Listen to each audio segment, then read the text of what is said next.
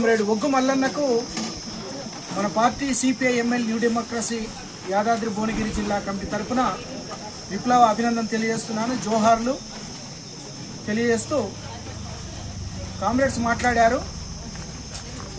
మనిషి పుట్టడము చావడం అనేది ఎంత సహజమో మల్లన్న కూడా అందులో భాగంగానే చనిపోయాడు.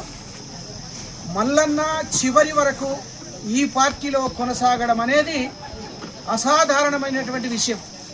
తను సామాన్య మనిషిగా, సామాన్య కార్యకర్తగా, సామాన్య మానవునిగా ఉన్నప్పటికీ సిపిఐ ఎంఎల్ న్యూ డెమోక్రసీ పార్టీలో అసాధారణమైనటువంటి పనులకు ఆయన పూనుకున్నాడు. అతని పాత్ర అలాంటిది. కామ్రేడ్ ఒగ్గు మల్లన్న చివరి వరకు, మరణించేంత వరకు నిలబడ్డాడు అంటే ఆయన వెనకాల విప్లవ రాజకీయాలు ఉన్నాయనేది మనం అర్థం చేసుకోవాలి. అన్న చెప్పాడు, విప్లవ పార్టీలో, కమ్యూనిస్టు పార్టీలో చివరి వరకు కొందరికే సాధ్యము, అందరూ ఉండరు. మధ్యలో కప్పగంతులు వేస్తూ దాటుకుంటూ పోతూనే ఉంటారు. పార్టీలకు ఎగనామం పెట్టి ప్రజలకు ద్రోహం చేసి వెళ్ళిపోతున్నటువంటి వాళ్ళు అనేక మంది ఉంటారు. కానీ ఒగ్గు మల్లన్న చివరి వరకు ఉన్నాడు అంటే ఆయన నమ్ముకున్నటువంటి పార్టీ, విప్లవ పార్టీ సిపిఎంఎల్ న్యూ డెమోక్రసీ, రాజకీయాలు, ఆచరణ, అనుభవము, ఆ పార్టీ చేస్తున్నటువంటి కృషి, ప్రజా పోరాటాలు, ఉద్యమాలు ఏవైతే ఉన్నాయో దాని ప్రభావంతో ఆ కామ్రేడ్ను ఇప్పటి వరకు ఈ పార్టీలో నిలిపింది అనేది మనం అర్థం చేసుకోవాలి. అందుకే చావడం అనేది ఎంత సహజమో, మనిషి మనుగడ ఏదైతే ఉందో, ఆ మనిషి మనుగడ ఏదైతే ఉందో మానవ సమాజానికి ఉపయోగపడాలి. సమాజ మార్పు అనేది ఎప్పుడో ఒకసారి ఖచ్చితంగా జరుగుద్ది. ఈ సమాజం ఇలాగే ఎప్పుడు ఉండదు, ఈ దేశం ఎప్పుడు ఇలాగే ఉండదు, ఈ వ్యవస్థ ఎప్పుడు ఇలాగే ఉండదు, ఇది మారుతుంటది.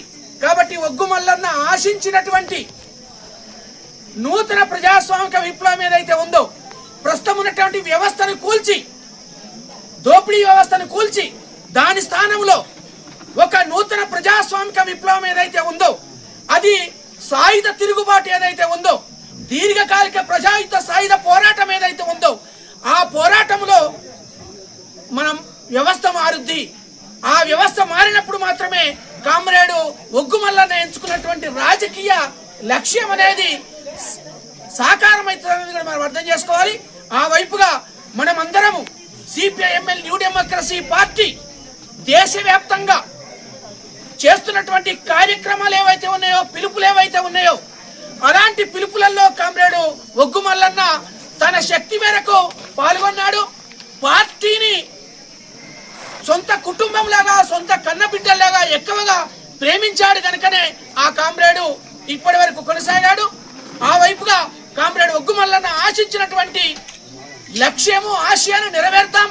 ఆయన ఎత్తినటువంటి ఎర్ర జెండా ఏదైతే ఉందో, పోరాట జెండా ఏదైతే ఉందో, దాన్ని మరింత రెపరెపలాడిద్దాం, ముందుకే నడిపిద్దాం. ఆ నూతన ప్రజాస్వామిక విప్లవాన్ని సాధించడానికి మనమందరము కార్యోన్ముఖులమై, కర్తవ్యోన్ముఖులమై ముందుకు సాగదామని తెలియజేస్తూ మీ అందరికీ అభినందన.